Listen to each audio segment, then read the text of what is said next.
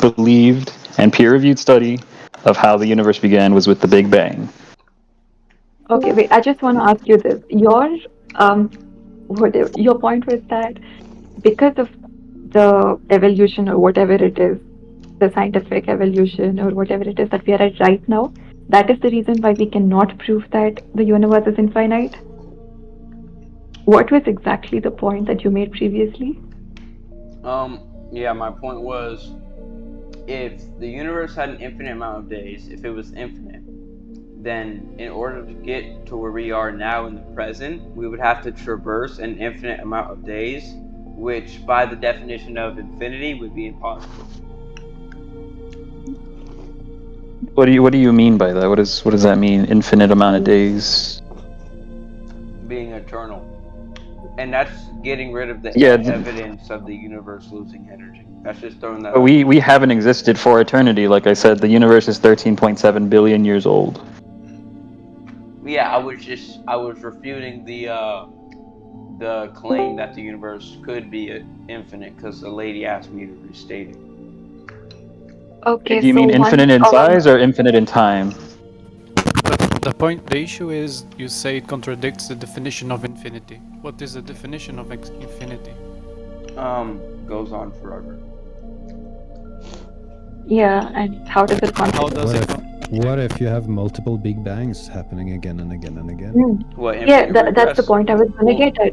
Because that that's at least what our culture believes, that once we believe that this universe is going to end maybe in a huge black hole where everything is sucked in and everything is finished. And once the universe ceases to exist, we believe that again there will be another Big Bang after which a new universe will start. Yeah, that's Big Bang called the and we go big one crunch at a theory. time, guys. The big Yeah, there's a big freeze and a bunch of them. But yeah, I'll refute infinite regress right here. So let's say there was an infinite line of dominoes, and you saw them toppling over towards you. Would you assume that it just toppled? They toppled themselves over by themselves, or would you assume there was someone that flicked them over? Be honest. Someone who flicked them It over, could be because vague. the dominoes can't topple themselves over. That's insanity, right? So that brings up the cause. That brings up the need of the first mover. In infinite regress, there would have to be but something how that did the kicks it first off. mover then come into existence? Well, Because the first mover The first also mover need is a mover eternal. to start him. no, because they're eternal.